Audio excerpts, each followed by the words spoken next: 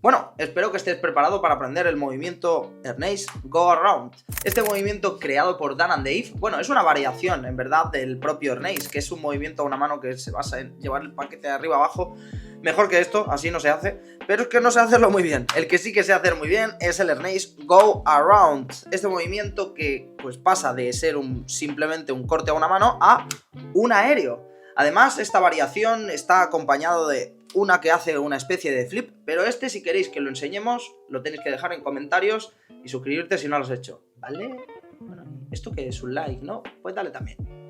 Y ahora bien, no vamos a explayarnos más, sino que vamos a empezar con el tutorial. Y lo primero que tienes que saber es que para empezar este movimiento hay que empezar en agarre straddle. Recordamos que el straddle es igual que el dealer, pero con el meñique por debajo. Y una vez que estamos en straddle, aquí va a venir una posición un poquito rara, ya que el pulgar que tenemos estirado lo vamos a ir a llevar a esta zona de aquí. Es decir, tengo que inclinar un poquito mi mano hacia abajo, recogerla, es decir, no, más que inclinar, es intentar hacer un hueco con la mano, para que una vez estoy haciendo ese hueco, estos dos dedos me ayudan a posicionar la baraja, a dejarla ahí guardada, ¿no? Por así decirlo. Y el pulgar lo extiendo en esta parte de aquí, hasta que me toque esta zona. ¿Por qué? Porque este paquete, para dividirlo, se va a tener que presionar entre el dedo meñique y el dedo pulgar. Lo vuelvo a repetir, si tenemos el straddle, hacemos un poquito de cuenco con la mano. Es decir, no simplemente intento llevar el pulgar, porque si lo intento llevar, ¿veis que no llego? Por eso hago ese cuenquito, ¿no? Estiro un poquito la mano hasta que veo que ya tengo un hueco como para que el pulgar me vaya a tocar la esquina, ¿no? O prácticamente la punta de la esquina. La punta de la esquina un poco raro. El filo, ¿no? O sea, justamente por al lado. ¿Por qué? Porque tampoco necesito tocar la esquina. No tengo que abrirlo de la esquina. Tengo que abrirlo más o menos de esta zona de aquí, ¿vale? Ahora vamos a pasar a cómo abrirlo, porque de alguna manera, cuando tenemos esta posición de aquí, que pues observáis que realmente el paquete parece que esté totalmente recto aquí, por eso una vez que estiramos aquí y hacemos el cuenquito es como si buscase hacer esto, ¿no? Como si buscase que se quedase de esta manera.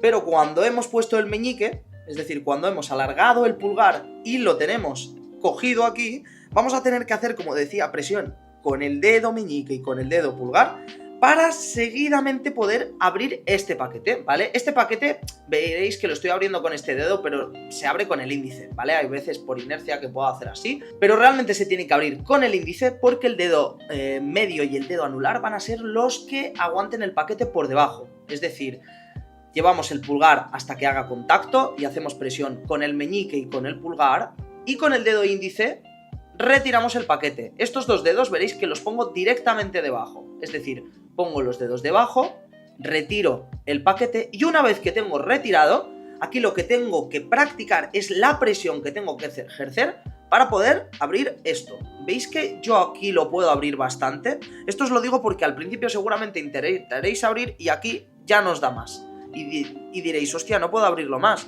Pues bien, lo que tenéis que intentar es o meter estos dedos dos de aquí más adentro o más hacia afuera para dar ese espacio, ¿vale? Si veis que no podéis, tenéis que practicar estirando estos dos dedos. Y esto viene muy bien, por ejemplo, si tenéis el Ernest y lo estáis practicando, estos dos dedos, practicar simplemente esto, estirarlos hacia adentro, hacia afuera. Es un buen ejercicio de estiramiento, y para el tema de la memoria muscular, esto que comentamos siempre en todos los tutoriales, que somos muy pesados, pero es que es cierto, y es que nuestras manos necesitan esa memoria, es decir, aprender bien un movimiento paso a paso, lentamente, para ir recordándolo. Esa memoria luego actúa y cuando pasan unas horas, de repente te sale muchísimo mejor, porque tus manos ya lo han memorizado. Así que, como decimos, es importante el tema de la memoria muscular y de hacer este tipo de ejercicios de memorización, que no consisten en hacer todo el movimiento entero, sino una parte del movimiento para luego tenerlo más fácil, ¿no? Así que, por ejemplo, se podría dividir en simplemente intentar llevar el pulgar y volver al straddle, llevar al pulgar y volver al straddle. Igual que cuando estoy aquí puedo practicar mover estos dos dedos y mover estos dos dedos, abrir este paquete y dejarlo. Como veis, infinidad de cosas. Los movimientos de cardistry se pueden fragmentar de muchísimas maneras. Ahora bien, para que tú hagas el movimiento bien y que puedas hacer este giro, ¿qué tienes que hacer? Pues muy sencillo, lo primero pues llegar hasta esta parte de aquí y cuando hayas conseguido pues esta parte ponerla un poquito más alargada, perdón, más abierta, es decir, que no se te quede tan cerrada aquí, sino que ya consigas abrirla un poco más, aquí ya será el momento de lanzarlo. ¿Y cómo se lanza?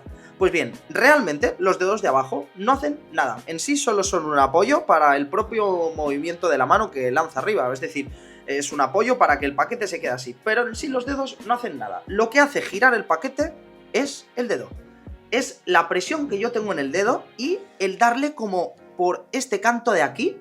Es decir, no muevo el dedo, no es que haga así cuando lo voy a tirar, sino que el lanzarlo, pero lanzándolo como hacia allá, utilizando la esquina del dedo, hace que el paquete rote, ¿no? Es decir, no lanzo, no muevo el dedo. No estoy lanzando el paquete y en el aire lo meto hacia adentro. No. Simplemente es como si yo tuviese pues la mano quieta y la muevo utilizando el pivote de mi propio dedo, ¿no?